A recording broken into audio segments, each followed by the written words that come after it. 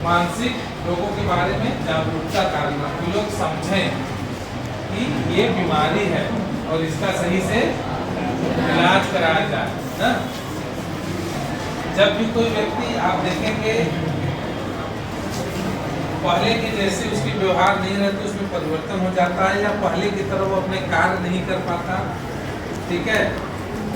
दैनिक जीवन में वो जो काम रोज करता है उसमें उसको समस्याओं का सामना करना पड़ता है, ठीक है। अपने क्रियाकलाप को ठीक से कर नहीं पाता ना, तो वो किसी न किसी मानसिक समस्या से पीड़ित है, ठीक है। और वो मानसिक समस्या मानसिक बीमारी भी हो सकती है, ठीक है। तो ये जानना अत्यंत आवश्यक है कि अगर किसी को मानसिक बीमारी है तो इसका इलाज हमें कहाँ कराना चाहिए, ठीक है। इसमें ये भी देखा गया है कि कई बार लोगों को पता रहता है कि मानसिक बीमारी है तो भी वो दोनों चिकित्सक के पास जाने से डरते हैं। क्यों डरते हैं? क्योंकि हमारे समाज में लोग का सोच ही ऐसा है कि लोग कहेंगे कि देखो पागलों के डॉक्टर से उसका इलाज चल रहा है ना, इस तरह के शब्द प्रयोग करते हैं ना, पागल हो गया है, ऐसे शब्द प्रयोग करते हैं, जबकि ये शब्द पागल शब्द पूरी तरह बैन है ना। ये शब्द का प्रयोग कभी नहीं कर सकते क्योंकि ये बीमारी है। जैसे हमारे शरीर की बीमारी है दवा से ठीक हो जाती है, वैसे हमारे मन की बीमारी है जो दवा करने से ठीक हो जाती है, बस इसमें थोड़ा लंबा दवा चलता है, ठीक है। कई बार ये भी देखा गया है कि एक व्यक्ति बीमार है, वो एक डॉक्टर के पास गया, मनोचिकित्सक के पास गया, 1 हफ्ते 10 दिन दवा खाया, उसको कुछ असर नहीं हुआ, फिर वो छोड़ के दूसरे के पास चला जाता है, कहता कि इनका दवा काम नहीं कर रहा है, ठीक है ना। इसके बारे में भी जानना बहुत जरूरी है क्योंकि ये जो मानसिक रोगों की दवा होती है इनका असर आते आते 1 हफ्ते 10 दिन लग जाते हैं, तब तक तो दूसरे के पास चला जाता है। वो ये समझ नहीं पाता कि 10 दिन बाद हमें 10 दिन तो कम से कम वेट करना है, 10 से 15 दिन, उसके बाद अगर रिस्पॉन्स नहीं मिलती है तो हमें उस चिकित्सक से दोबारा संपर्क करने चाहिए, न कि वो चेंज कर देनी चाहिए, ठीक है। इस कारण भी बहुत सारे मानसिक रोगी अपने समस्याओं से जूझते हैं क्योंकि वो दवाओं को बार बार अलग अलग चिकित्सक के पास जाते रहते हैं, ठीक है, पहला चीज़। और दूसरा, हम विशेष तौर से आप लोगों से संबंधित जो मानसिक समस्या उस पर बात करेंगे, ठीक है। क्योंकि प्रायः देखा गया है कि जो स्कूल एज या स्कूल गोइंग चिल्ड्रंस होते हैं उनमें भी बहुत तरह की मानसिक तनाव संबंधी समस्या आ रही है, ठीक है। ये मानसिक तनाव क्यों आती है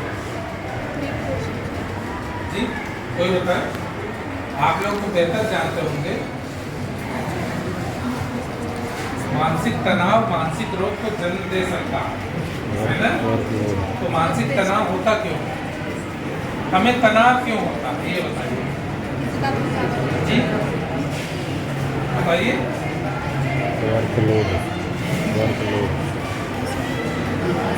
काम का बोझ।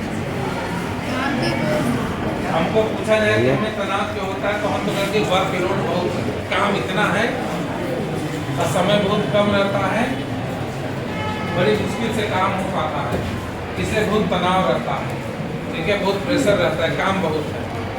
आप लोग पास तो काम ऐसा नहीं है, क्या क्या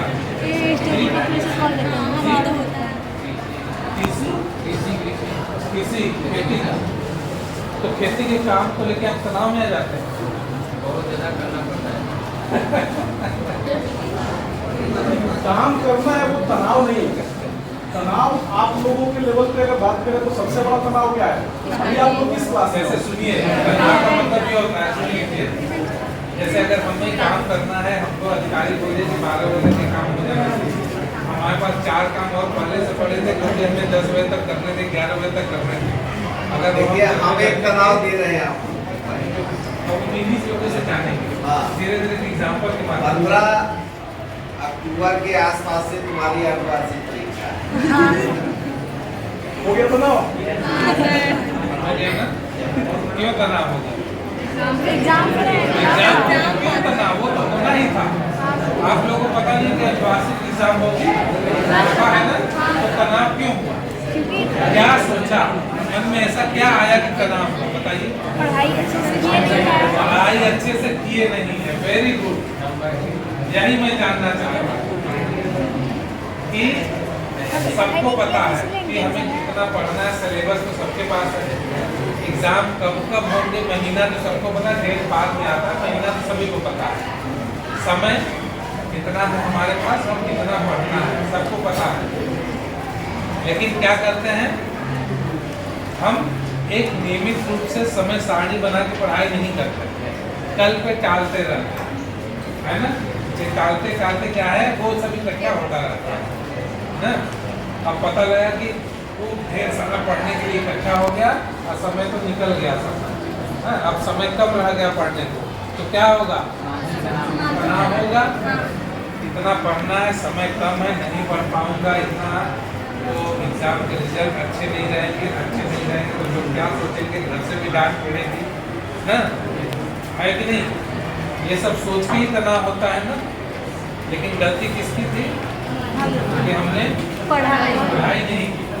मैं यही करना चाहता हूँ, इस तनाव से बचना है।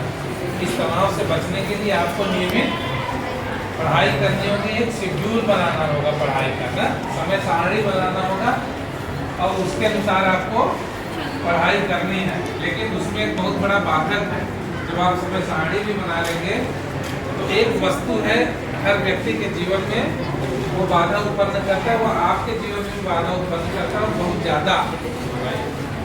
वेरी गुड, कौन बोला? मोबाइल, ठीक है कि नहीं। हाँ। अब आपने बनाया कि आज जो है कि आपको 7 बजे से पढ़ना है, 8 बजे से पढ़ना है ना। खाली समय मिला तो ये हुआ कि यार चलो अच्छा मोबाइल चला लेते हैं, 9 बजे से पढ़ेंगे, 9 बज गया, चलो अच्छा 10 बजे से पक्का पढ़ेंगे ना, 10 बजे से पक्का पढ़ेंगे, 10 बजे तक चलाते हैं। जब 10 बज गया तो अब नींद आ रही है, सो लेते हैं, कल से पढ़ के पक्का कल से पढ़ेंगे।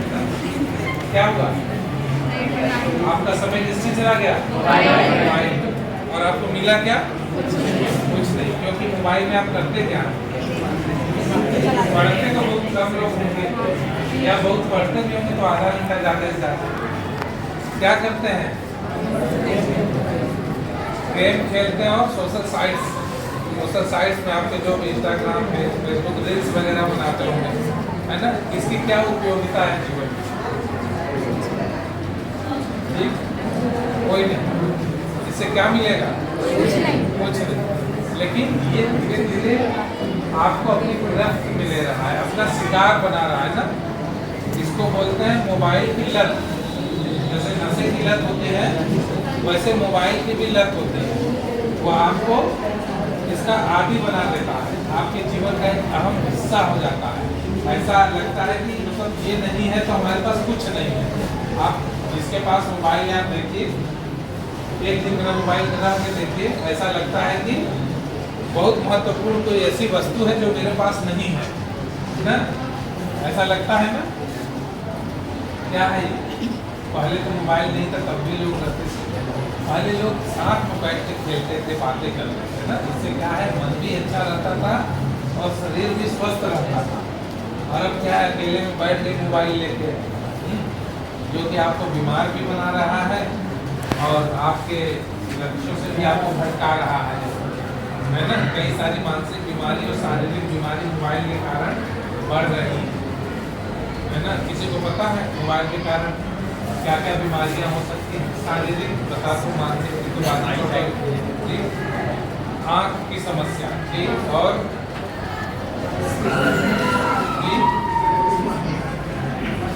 मस्तिष्क, ठीक है, मानसिक समस्या होती है, जैसे लत लग जाता है। और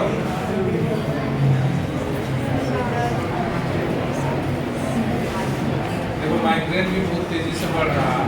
माइग्रेन मतलब जानते हो, मतलब हेडेक भी मोबाइल की वजह से बहुत तेजी से बढ़ रहा है, पहला। दूसरा सर्वाइकल, ये गर्दन वाला जो सर्वाइकल होता है, क्योंकि व्यक्ति घंटों घंटों मोबाइल चलाता है। कोई भी ऐसे मोबाइल नहीं चलाता, कैसे चलाता है, तो ये झुका रहता है ना। तो ये सर्वाइकल, गर्दन की सर्वाइकल की समस्या बहुत तेजी से बढ़ रही मोबाइल की वजह से, ठीक है। तो इनसे दूर रहो, इसका एक जो है कि लिमिट सेट करो कि आपको 1 घंटे यूज करना है, तो आप उससे ज़्यादा यूज ना करो।